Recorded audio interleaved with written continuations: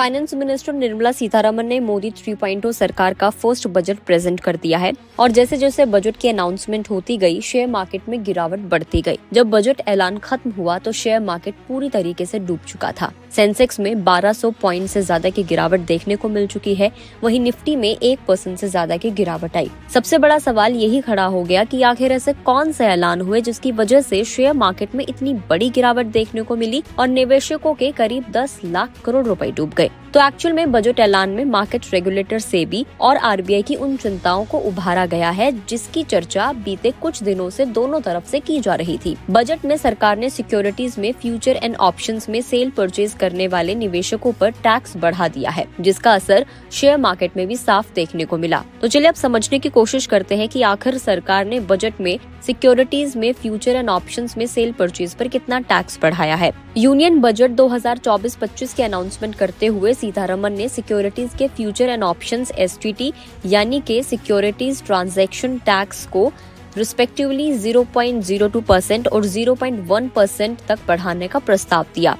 STT stock exchanges पर listed securities की खरीद और बिक्री पर लगाया जाने वाला डायरेक्ट टैक्स है। इससे पहले सिक्योरिटीज में फ्यूचर सेल पर एसटीटी 0.012% था। सिक्योरिटीज में ऑप्शंस की सेल पर टैक्स 0.062% था विक्रेता पर, और सिक्योरिटीज में एक ऑप्शन की सेल पर जहां ऑप्शन का इस्तेमाल किया जाता है 0.12% टैक्स था खरीदार पर। एफएनओ पर एसटीटी में बढ़ोतरी इस सेगमेंट में वॉल्यूम में बढ़ोतरी के कारण हुई है, जिसे मार्केट रेगुलेटर सेबी और आरबीआई चिंतित हैं। इससे पहले इकोनॉमिक सर्वे में फ्यूचर ऑप्शंस कारोबार में रिटेल इन्वेस्टर्स की बढ़ती रुचि पर चिंता जाहिर की गई थी। इसमें कहा गया था कि एक विकासशील देश में सट्टा कारोबार के लिए कोई जगह नहीं है। सर्वे में शेयर मार्केट में रिटेल इन्वेस्टर्स की बढ़ती संख्या को लेकर वार्निंग देते हुए कहा गया था कि बाजार की वास्तविक स्थितियों को समझे बिना ज्यादा रिटर्न की उम्मीद कर पैसा लगाना चिंता का विषय है। पिछले कुछ सालों में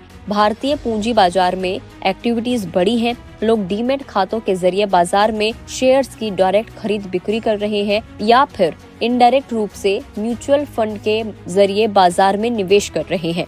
सर्वे के मुताबिक इक्विटी कैश सेगमेंट कारोबार में रिटेल इन्वेस्टर्स की हिस्सेदारी फाइनेंशियल ईयर 23-24 में 35.9% थी। दोनों डिपॉजिटरी के पास डीमैट अकाउंट्स की संख्या फाइनेंशियल ईयर 23-24 में बढ़कर 15.14 करोड़ हो गई है, जो 22-23 में 11.45 करोड़ थी। एनएससी में रजिस्टर्ड निवेशकों की संख्या मार्च 2020 के मुकाबले तकरीबन 3 गुना बढ़कर 31 मार्च 2024 तक 9.2 करोड़ हो गई है। इसका मतलब ये है कि अब 20% इंडियन फैमिलीज अपनी घरेलू बचत को फाइनेंशियल मार्केट्स में लगा रहे हैं, यानी कि शेयर मार्केट में लगा रहे हैं। इकोनॉमिक सर्वे में निवेशकों में जागरूकता बढ़ाने और उन्हें निरंतर वित्तीय रूप से शिक्षित करने का आह्वान किया गया था, ताकि उन्हें डेरिवेटिव्स कारोबार के फायदे और नुकसान के बारे में बताया जा सके। सेबी की चेयरपर्सन माधवी पुरी बुच ने भी पिछले सप्ताह कहा था कि कैपिटल मार्केट एफएनओ कैटेगरी में सट्टा दांव के खिलाफ वार्निंग देने के लिए मजबूर है। उन्होंने कहा था कि ये एक व्यापक मुद्दा बन गया है जो अब अर्थव्यवस्था को भी प्रभावित कर रहा है। बुच ने कहा था कि घरेलू बचत सट्टेबाजी में जा रही है और युवा ऐसे कारोबार में ढेर सारा पैसा खो रहे हैं। इससे घरेलू बचत का इस्तेमाल पूंजी निर्माण के लिए नहीं हो पा रहा है। मार्केट रेगुलेशन के एक रिसर्च के मुताबिक निवेशक एफएनओ कैटेगरी में 10 में से 9 डील्स में नुकसान उठाते हैं।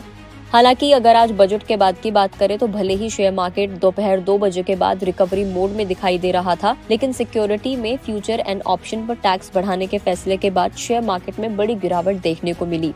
बॉम्बे स्टॉक एक्सचेंज के प्रमुख इंडेक्स सेंसेक्स 1277.76 पॉइंट से गिरावट के साथ 79,224.32 पॉइंट्स के लोअर लेवल पर पहुंच गया। इसका मतलब है कि सेंसेक्स में 1.60% की गिरावट देखने को मिली। वैसे सेंसेक्स 200 से ज्यादा पॉइंट्स की तेजी के साथ ओपन हुआ था। बजट से कुछ घंटे पहले शेयर मार्केट हरे निशान पर भी दिखाई दिया था, लेकिन शेयर बाजार निवेशकों पर लगे टैक्स की वजह से निवेशकों में पैनिक दिखा और शेयर मार्केट क्रैश हो गया। हालांकि इसके पीछे का एक और रीजन माना जा रहा है, क्योंकि कैपिटल गेन टैक्स को बढ़ा दिया गया है और लॉन्ग टर्म पे 10 से 12.5% कर दिया गया है। वहीं short term capital gain tax को 20% कर दिया गया है। दूसरी तरफ नेशनल स्टॉक एक्सचेंज के निफ्टी में भी बड़ी गिरावट देखने को मिली। आंकड़ों के मुताबिक निफ्टी ट्रेडिंग सेशन के दौरान 435.05 पॉइंट्स की गिरावट के साथ 24,074.20 के लोअर लेवल पर पहुंच गया था। अगर हम आंकड़ों पर नजर दौड़ाएं तो निफ्टी में इस दौरान 1.77% की गिरावट देखी गई। वैसे आज निफ्टी तेजी के साथ 24,568.90 पॉइंट्स पर ओपन हुआ था, जो कि 24,582.55 पॉइंट्स के साथ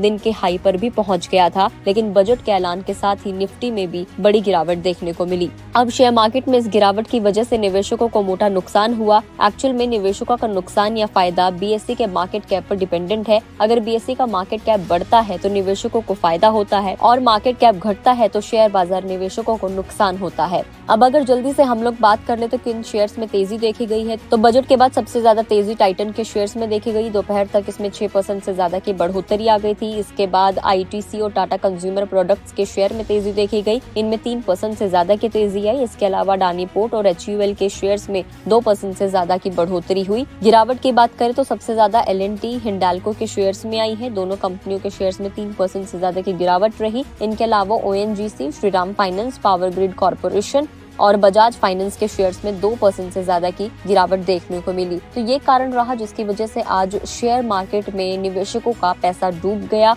और शेयर मार्केट क्रैश कर गया। आपको क्या कुछ लगता है इस टैक्स के बारे में? आपका क्या कहना है? कमेंट करके जरूर बताएं। अगर आप इस वीडियो को फेसबुक पर देख रहे हैं तो फेसबुक पेज को लाइक करें, यूट्यूब पर देख रहे हैं तो चैनल को सब्सक्राइब करना ना भूलें।